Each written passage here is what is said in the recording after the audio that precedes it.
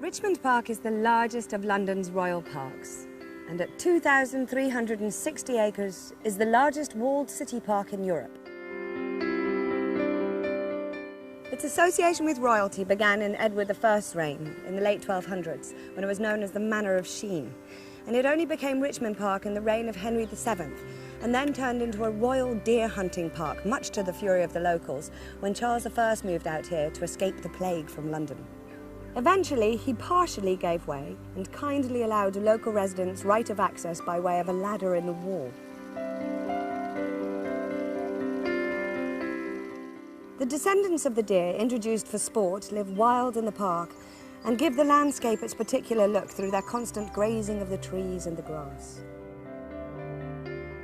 There are several woods and copses in the park, one of which, the Isabella plantation, is a riot of colour in April and May in the finest collection of rhododendrons and azaleas in London.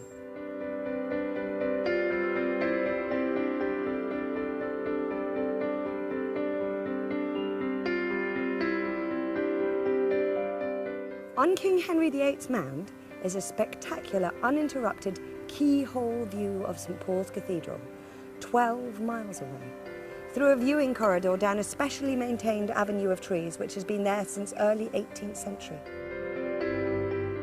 The mound stands within the grounds of Pembroke Lodge, which, despite its magnificent Georgian demeanour, actually started life as a single cottage, home to the humble mole catcher, whose job it was to eradicate the little gentleman in black velvet whose molehills were such a danger to the horses of the hunt.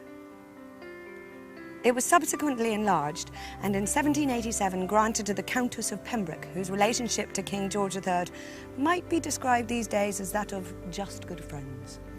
In 1955 it was taken over by the Royal Ballet School, who use it today. Thatched House Lodge, so called after a charming thatched summer house within its grounds, was converted from two park keepers' cottages into the current building by the great architect and designer of the Bank of England, Sir John Soane, in 1771. In Poets' Corner, near to Pembroke Lodge, lies the body of the poet James Thomson, who wrote the words to Rule Britannia, the unofficial national anthem.